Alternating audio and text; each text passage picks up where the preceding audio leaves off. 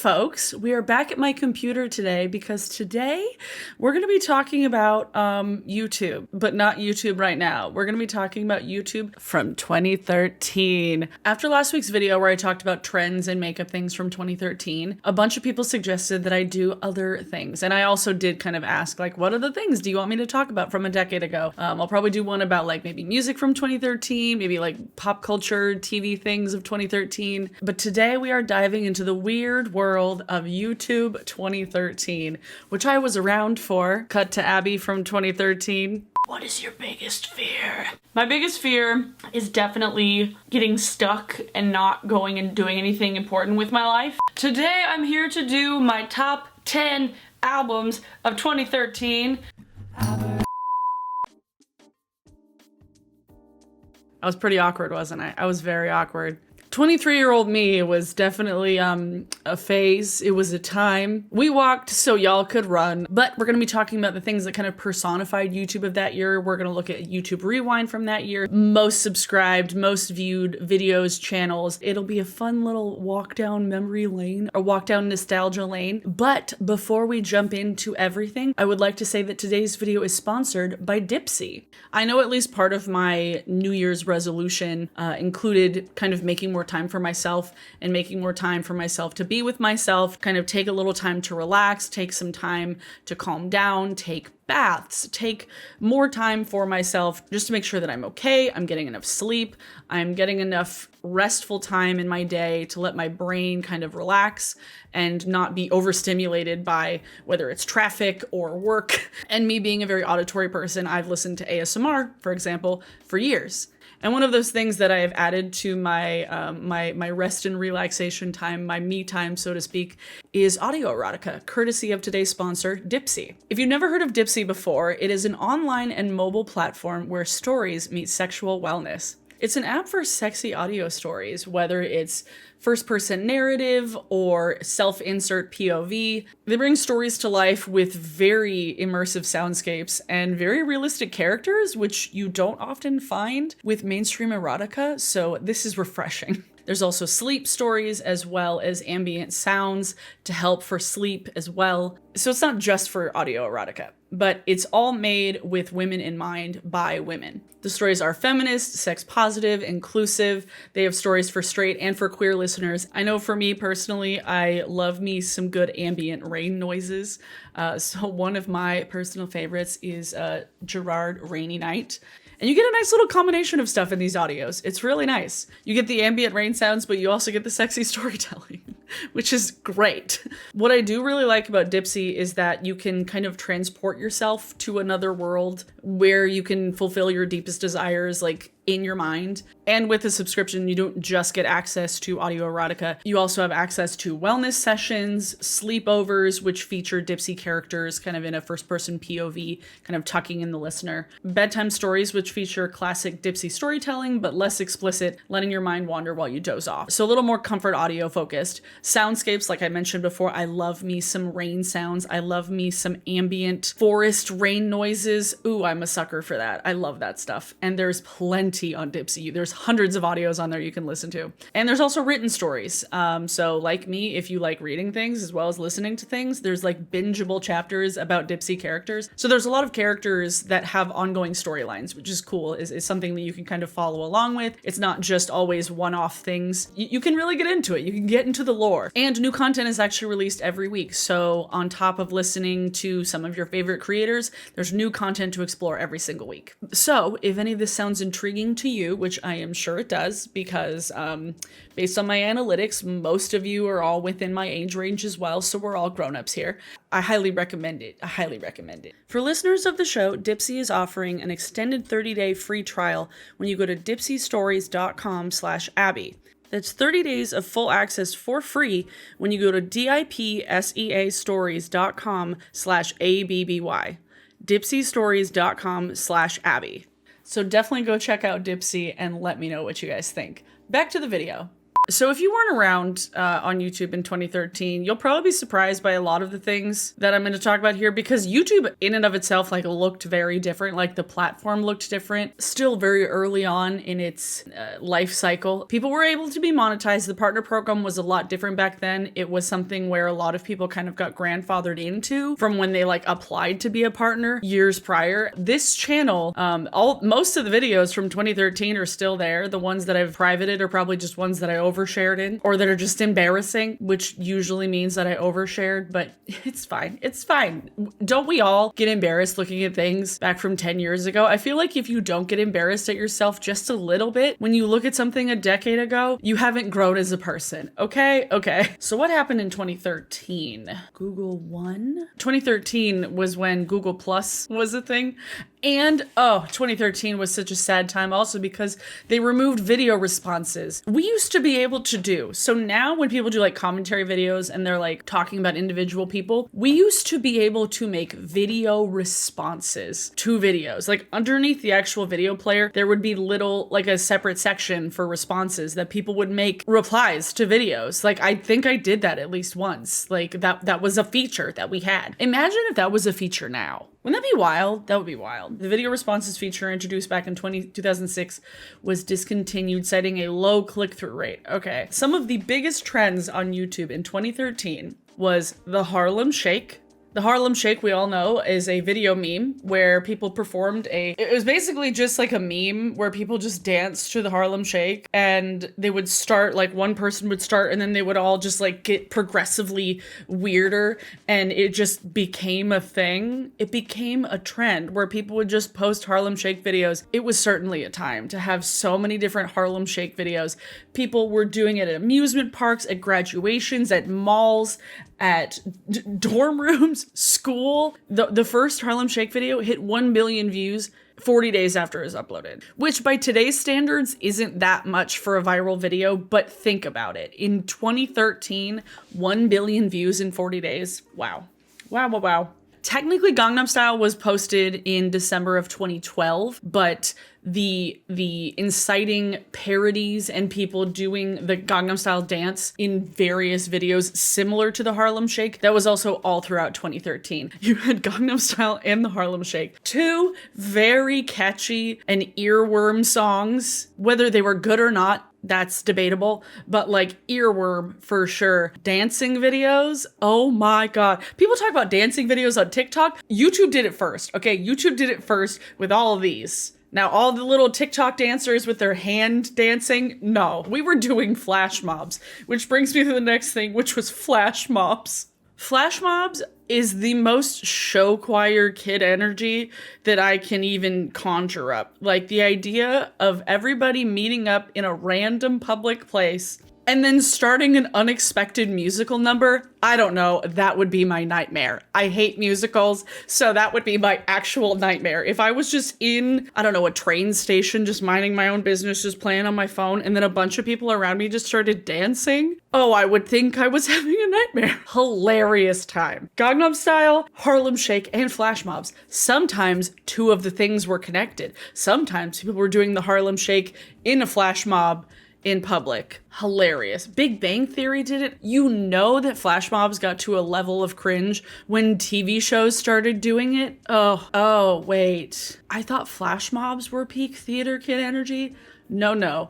Music video parodies were peak theater kid energy. And actually, let me see if I can find this song. All right. Oh, dang it. It was 2011. Okay. Technically, this video was in 2011, but this is a really good example of music video parodies that really gained a lot of traction on YouTube, to the point that a lot of people thought that this was the actual music video for Sale by AWOL Nation. It's a video by Nanaloo and Mika Kitty, otherwise known as Tessa Violet. Tessa Violet and Mika Kitty are the same person, if you did not realize that. Sorry to blow your mind, Mika Kitty and Tessa Violet, same person. But this song, this video in 2011 was the precursor to all of the ones in 2013 that were not nearly as good. Why was everybody singing in public? Why was everybody dancing in public for no reason in 2013? Oh my god. It just makes me chuckle. Technically, the top trending videos of 2013, oh my gosh. also included some advertisements, which is kind of weird. It wasn't just like actual songs. A lot of these were music videos because that's what a lot of channels were getting really big with. Like that's right when music videos and like music channels started getting really, really big. Like Vivo was like a new thing that everybody had and it was getting pushed to the front page all the time. So the top trending videos of 2013 was the Mozart versus Skrillex Epic Rap Battles of History. Epic Rap Battles was really like a early YouTube thing. Like Epic Rap Battles was such a time, and this one was the 10th most trending video of that year. Next was one of my favorite videos, one of my favorite series, Bad Lip Reading. Oh my god. Can't believe there's a manhole and he fell in it. If you guys have never seen a Bad Lip Reading video, they still upload videos, like they're still making content. And some of my favorites are Seagull's Stop It Now from Star Wars. Basically all the Star Wars dubs, all the Star Wars Bad Lip Readings, all the Twilight Bad Lip Readings. You smell like a fish. That's from Bad Lip Reading. The thing is, so much of early YouTube and YouTube of this time have just become memes by way of either like sticking around in like millennials vernacular or becoming vines, which then became memes to the younger generation because of Vine. So it's just, it's an endless cycle of meme culture, and I love it. And I love the Bad Lip Reading videos. The NFL one is also very, very good, which was the number 9 most trending video of that year. Telekinetic coffee shop surprise? Just get away from me. This was also a thing that people would do a lot of, where they would do pranks in public that are not hurting other people around them, but they're like putting on a show essentially to confuse people or to shock them in like almost a magic show type of way, but like to unsuspecting bystanders. And this one was like this girl gets into a fight with a guy at a coffee shop, and then she like telekinesis him up the wall, and you know, chaos ensues. Next is probably my personal favorite on this list completely. It is YOLO by The Lonely Island featuring Adam Levine and Kendrick Lamar. Now, say what you will about Adam Levine now, and say what you will about Maroon 5, but this song slaps, okay? This song slaps so hard. It's so good. That period of The Lonely Island was, in its heyday. Like Captain Jack Sparrow with Michael Bolton, I'm on a boat, I just had sex, YOLO. They're so good. I love The Lonely Island. But this song slaps, and the music video is great, and this was probably one of my favorite eras of Saturday Night Live. Next is actually 2 advertisements, which is kind of dumb. Volvo trucks had an ad featuring Van Damme, okay? And then Evian had a commercial. What is that, Baby and Me? I don't know if I've ever seen this in my life. Oh, it's private. I can't even see it. Okay, Evian, never mind. Next was not the Miley Cyrus version of Wrecking Ball, not the actual official music video, but the Chat Roulette version. Do you guys remember Chat Roulette? Do you guys remember? It was basically Omegle. Like Chat Roulette was Omegle. And someone made a video using Chat Roulette to make like a kind of parody music video thing for Wrecking Ball. And it's iconic. It's so stupid, but it's so iconic. That's so funny. Oh, Mr. Epic Man. I remember Mr. Epic Man. I don't know what he's up to these days. I don't know what happened to Mr. Epic Man, but I remember how animals eat their food, and I remember Mr. Epic Man. Just these short little sketches. Oh my god. These are so silly. I feel like I never really got that much into Mr. Epic Man. I got way more into Olin Rogers stuff, which is also silly, and I liked his sketches and I liked his story times. Let me see, when was It's a Monday? Uploaded. When was Ghost in the Stalls? Oh, dang it. Ghost in the Stalls was 2012? Ghost in the Stalls is 11 years old. I feel like I've betrayed myself. I missed the 10-year anniversary of Ghost in the Stalls. It's a Monday. I gotta do it one more time. And then the Harlem Shake, like what I mentioned before. And then What Does the Fox Say? What does the fox say? Do you guys remember What Does the Fox Say? One of the most annoying songs to ever exist. One of the most annoying videos, annoying songs that could ever get stuck in your head. Thanks, 2013. Thanks, but no thanks. YouTube Rewind 2013. Oh my god, what? This is so funny. Oh my God, Obama kid. How's that kid doing? Oh man. Oh, that's Ryan Higa. Okay. We got Ryan Higa. We got Obama Kid. We got What Does the Fox Say so far. We got Mystery Guitar Man. Oh, heck yeah. Mystery Guitar Man. Oh, there's a Blurred Lines reference. That's dumb. And then Jenna Marbles as Miley Cyrus in Wrecking Ball. What? Wow. Wow. And then Hannah Hart as Miley Cyrus. Oh my God. Oh my God, there's even a reference to Arc Music Factory? Weird. Arc Music Factory being the music production company that made Friday a thing, as well as many other songs. I will actually link you Strange Eons video about Arc Music Factory. It's very fascinating. I highly recommend watching it. There's Harley Morgenstein. We got, I think I just know and then Chester C. Oh my God. Oh no. This was when they started bringing in celebrities to actual Rewind. They brought in Jimmy Fallon and The Roots because Jimmy Fallon started getting videos on the trending page the whole time. There's the Prancer-sized lady and Tyler Oakley. Oh man. Oh boy. Oh, there's Dave Days. Okay, Dave Days. We got iJustine. We got, who else? Oh, I'm going too fast. Oh, I'm going too fast. Right, Higa? What's happening? Oh gosh. Oh my God, Macklemore. No, Wait, when did Thrift Shop come out? When did Thrift Shop? Oh, I'm gonna cry. Oh no. When did the video come out? Oh no! 2013. Oh no, it came out in 2013. Oh, I forgot. Thrift Shop was literally everywhere. And if you are from Seattle, you know how annoying everything got. There's Smosh, there's Anthony. Anthony was still in Smosh. Oh my God, these are awesome. I love watching these old videos. There's Grace. I met Grace a couple of times. There's the slow-mo guys. There's Gavin. I love these. Oh, was that Bethany Moda? That was Bethany Moda. We get a little bit of makeup reference right there. Oh, and then this was the one where Felix picked it up at the end because he was like the most subscribed to channel on YouTube at the time, I think. That is so funny. Wait, what is Bethany Moda doing now? Oh my God, she's still uploading?